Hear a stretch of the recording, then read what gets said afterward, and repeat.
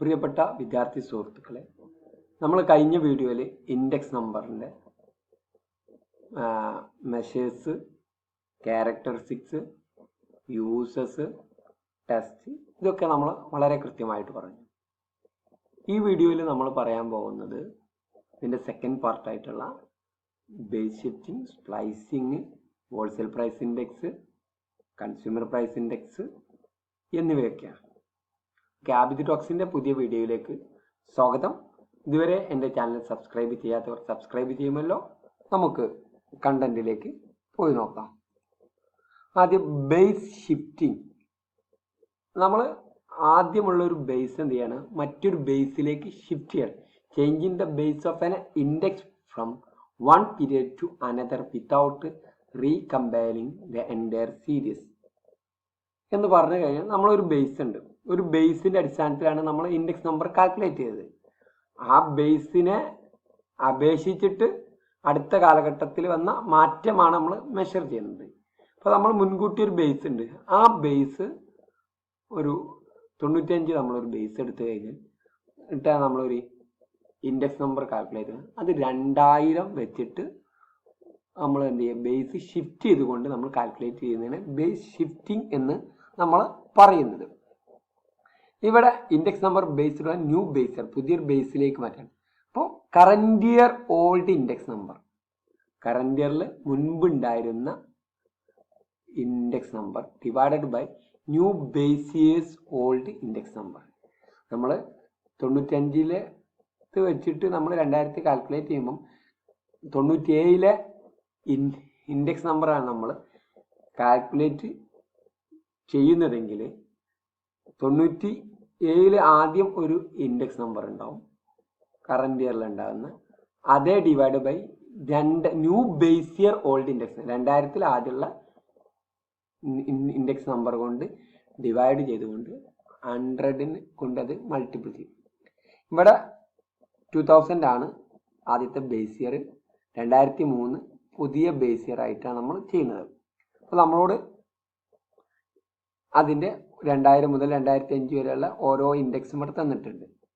അതിൽ നിന്ന് നമ്മൾ എന്ത് ചെയ്യാം, ബേസ് 2000 ഇൻഡെക്സ് നമ്പർ ഇവിടെ കാൽക്കുലേറ്റ് ചെയ്തിരുന്നു. അത് 2003 ആക്കുമ്പോൾ 2000 ബേസ് എത്ര, 100 divided by new base years of old index. 2003 പഴയ index number 155 divided by 155 into 100 64.52. ഇനി അടുത്തെന്താ, 130 2001 ഈ പഴയ old index number divided by new base years old index. പുതിയ ബേസ് 2003 പഴയ ഓൾഡ് ഇൻഡെക്സ് നമ്പർ 155 ഇൻറ്റു 100 83.87. അങ്ങനെ ഓരോ ഇൻഡെക്സിനെയും എന്ത് ചെയ്യുക, പുതിയ ബേസ് ഇയറിലെ ഓൾഡ് ഇൻഡെക്സ് കൊണ്ട് ഡിവൈഡ് ചെയ്തിട്ട് 100 കൊണ്ട് മൾട്ടിപ്പിൾ ചെയ്താൽ നമുക്ക് ബേസ് ഷിഫ്റ്റിംഗ് മനസ്സിലാവും. ന്യൂ ബേസ് ഇയറിലേക്ക് ഷിഫ്റ്റ് ചെയ്യുന്നത് വാല്യൂ നമുക്ക് ലഭിക്കുന്നതാണ്. അടുത്ത shifting from chain base to fixed base. Chain ബേസിൽ നിന്നും ഫിക്സഡ് ബേസിലേക്ക് ചേഞ്ച് ചെയ്യാം. Chain base index number convert the following chain index into new series with base year 2005 അത് ഷിഫ്റ്റ് ചെയ്യണം. Chain base index 100, 105, 110, 107, 112, 107. അതിനെന്ത് ചെയ്യണം, ചെയിൻ ബേസിലേക്ക് മാറ്റണം. നമുക്ക് ഫിക്സഡ് ബേസ് പകരം എന്ത് ചെയ്യണം, ചെയിൻ ബേസ് വരുമ്പോൾ ഓരോ മുൻപത്തതായിരിക്കും അതിൻ്റെ ബേസ്. ചെയിൻ ബേസ് 100 ഇൻറ്റു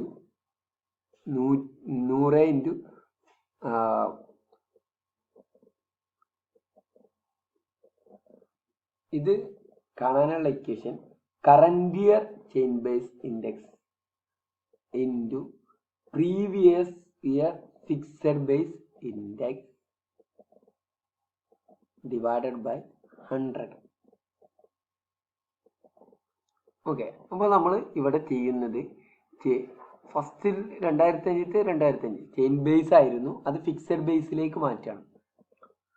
അപ്പോൾ നമ്മൾ ചെയ്യുന്നത് മുൻപത്തെ ഇൻഡെക്സ് നമ്പർ, അതാണ് previous year fixed base index number, ഇതാണ് ഫിക്സഡ് ബേസിലേക്ക് മാറിയ കോളമാണ്. 100 ഇൻറ്റു കറന്റ് ഇയറിലെ chain base index 105 divided by 100, 105 എന്ന് കിട്ടും. പിന്നെ നമ്മളോട് പറഞ്ഞത് previous year fixed base 105 into current year chain base 110 divide by 100, 115.5. അങ്ങനെ ഓരോന്നും എന്തെടുക്കണം? Previous year fixed base into current year chain base divided by 100. Okay, അങ്ങനെയാണ് ഇതിന്റെ equation.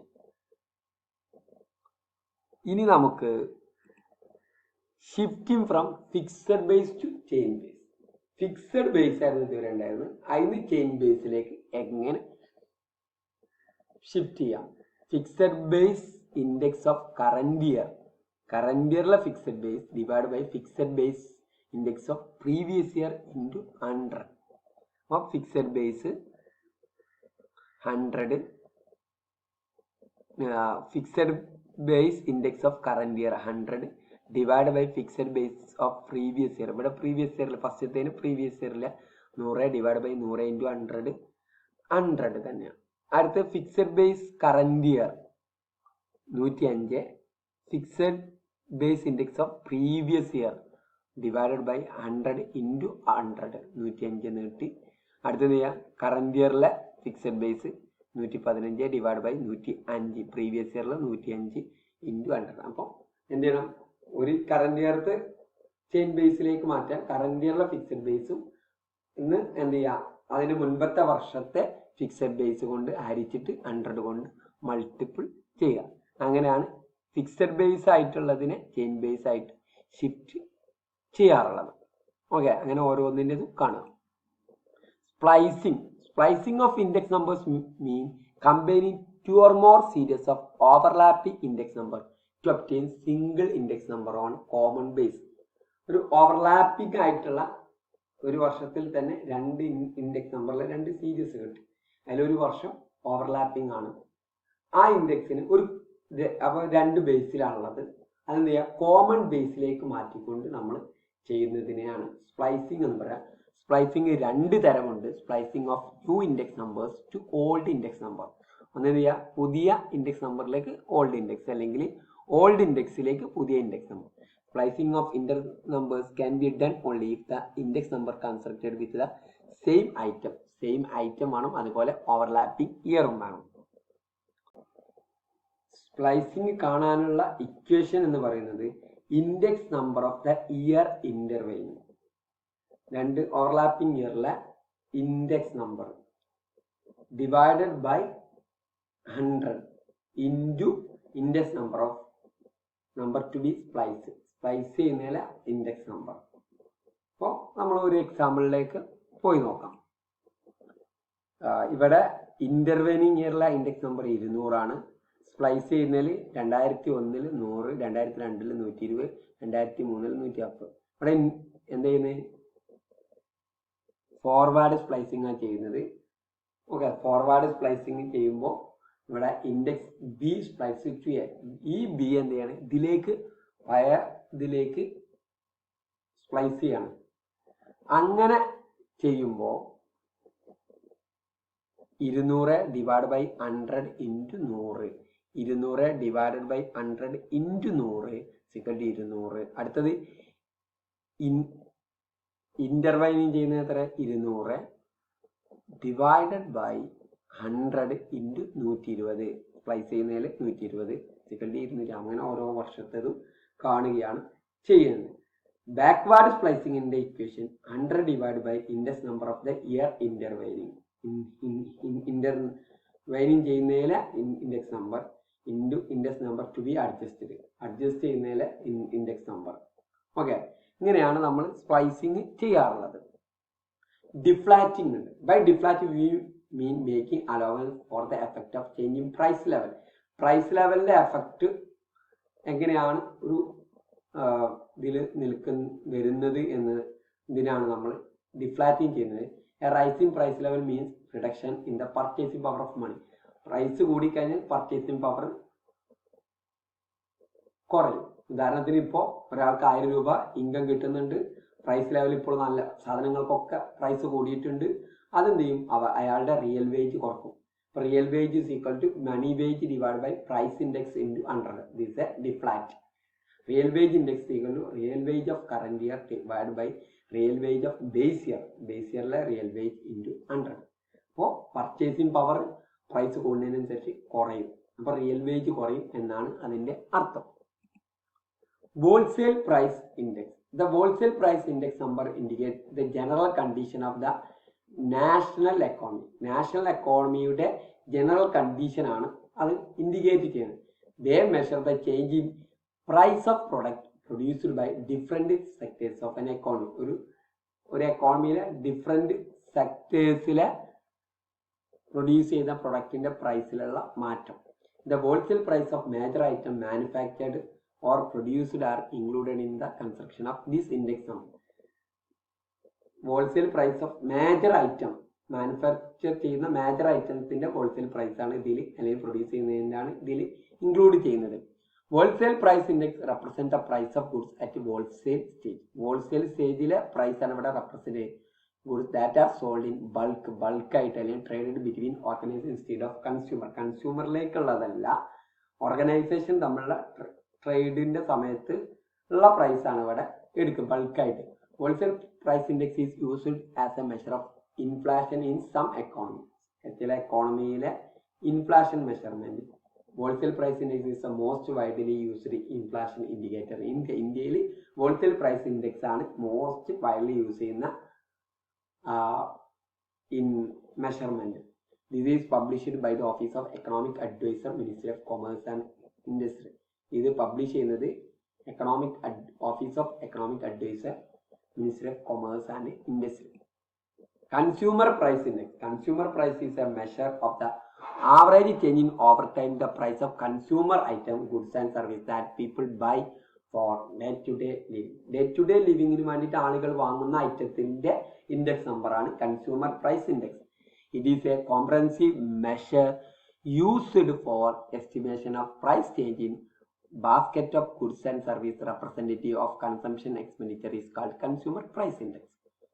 Consumer price index frequently called cost of living index. ഇതിനെ നമ്മൾ cost of living index number എന്ന് പറയും. A cost of living index would measure change in over time in the amount that consumer need to spend to reach certain utility level of standard of living. ഒരാളുടെ standard of ലിവിംഗിൽ certain utility level maintain ചെയ്യുന്നതിന് വേണ്ടിയിട്ട് എത്രത്തോളം അത് consumer spend ചെയ്യണം എന്നതാണ് ഇതിൽ നിന്ന് നമുക്ക് മെഷർ ചെയ്യുന്നത്. Inflation is measure using CPI. Consumer price index ഉപയോഗിച്ചുകൊണ്ടും ഇൻഫ്ലേഷൻ മെഷർ ചെയ്യാൻ സാധിക്കുന്നതാണ്. നമ്മൾ കൺസ്യൂമർ പ്രൈസ് ഇൻഡെക്സ് നമ്മൾ എന്താണെന്ന് പറഞ്ഞു. ഇതിൽ 2 മെത്തേഡാണ് ഇൻഡെക്സ് നമ്പർ മെഷർ ചെയ്യുന്നത്. ഒന്ന് aggregate expenditure method, second one is family budget method. ഇതിൽ ആഗ്രിഗേറ്റ് എക്സ്പെൻഡിച്ചർ മെത്തേഡ് നമ്മൾ മുൻപ് പഠിച്ചിട്ടുള്ള ലാസ്റ്റ് പേസ് മെത്തേഡിന്റെ അതേ ഇക്വേഷൻ തന്നെയാണ്.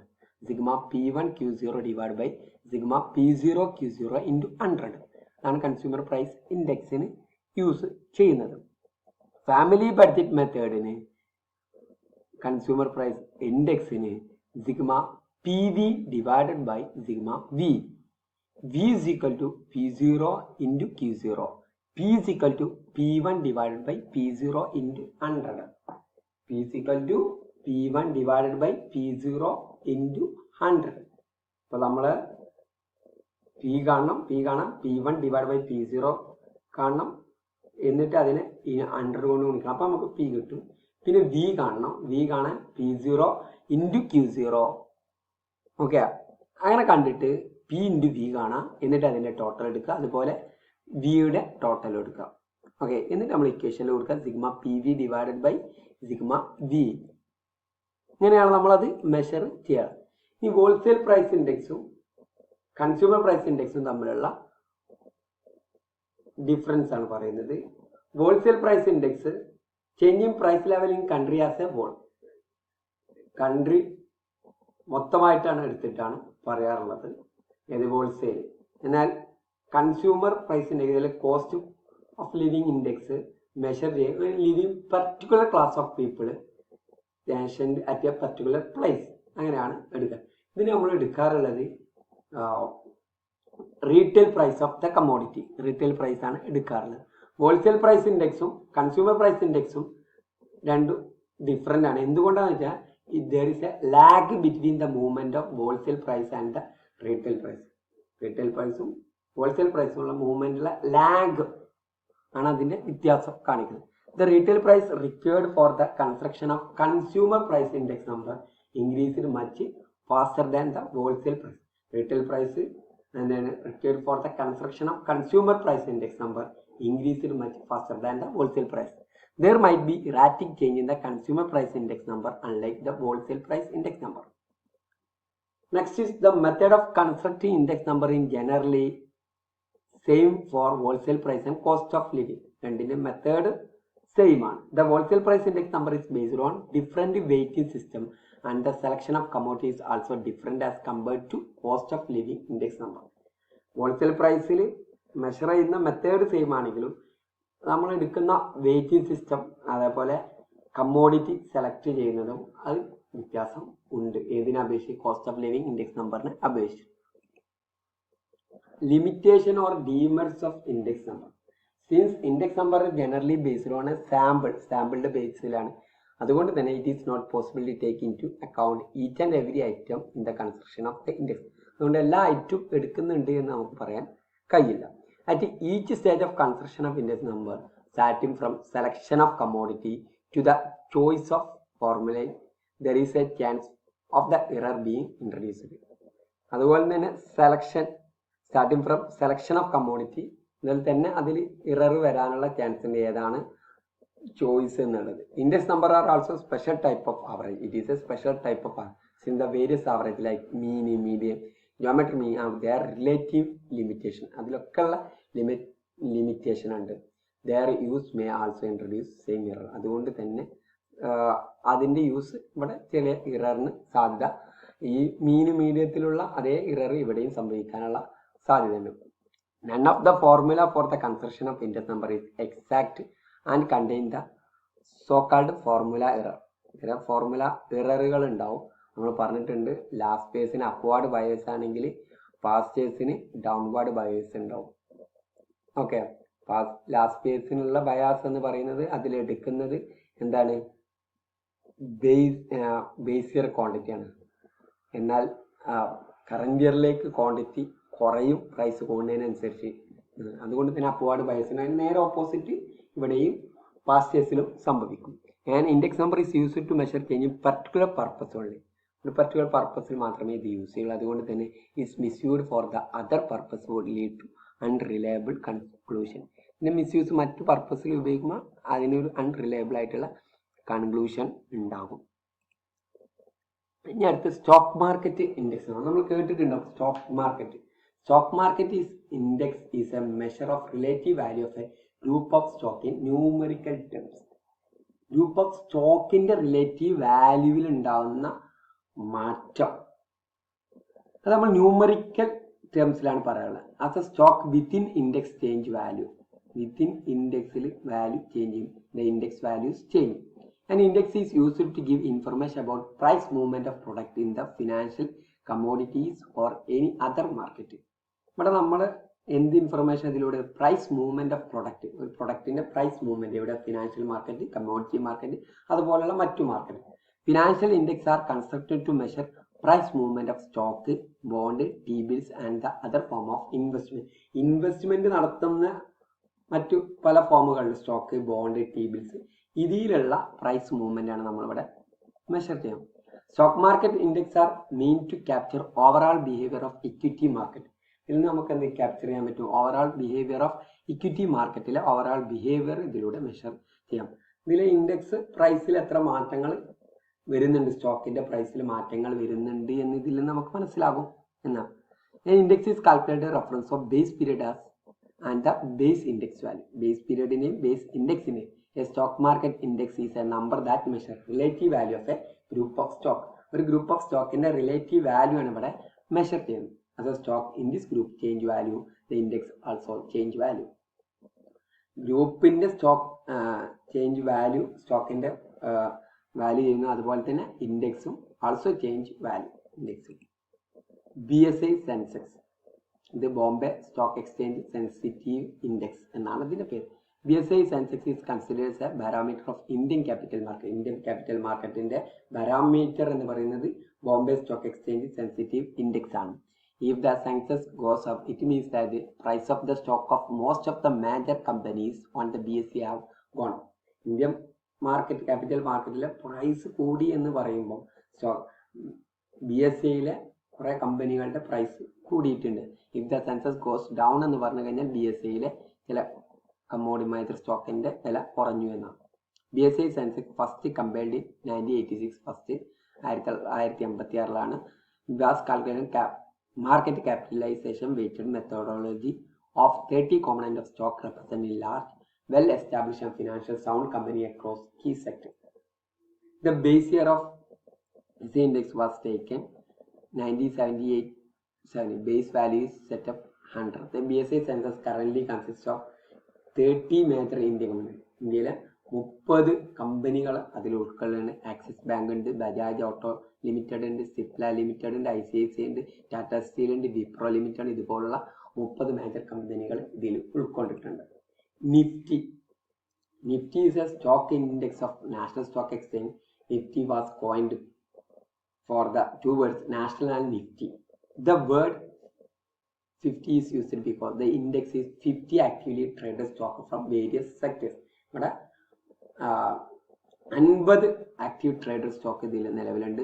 50 top stock are selected from 24 സെക്ടറിൽ നിന്നാണ് ഈ 50 എണ്ണം സെലക്ട് ചെയ്തത്. Base year 1995, 1995 base year. Base value 1000 ആണ് എടുക്കാറുള്ളത്. The major companies R Maruti Suzuki India limited, state bank of India, Tata consultancy service limited, ഇതുപോലുള്ള കമ്പനികൾ ഇതിൽ നിലവിൽ ഉണ്ട്. ഇതിൽ നിന്നും നിങ്ങൾക്ക് ഇൻഡെക്സ് നമ്പറിനെ കുറിച്ചുള്ള 2 വീഡിയോയിൽ നിന്ന് നമുക്ക് ഇൻഡെക്സ് നമ്പറിനെ കുറിച്ചുള്ള 2 വീഡിയോ നമ്മൾ ചെയ്തു. രണ്ടാമത്തെ വീഡിയോ ഇതോടുകൂടി അവസാനിച്ചു. അപ്പോൾ ഇൻഡെക്സ് നമ്പറിനെ കുറിച്ച് ഒരു ബേസിക് ആയിട്ടുള്ള ഐഡിയകൾ ലഭിച്ചിട്ടുണ്ടാവും. Okay, thank U.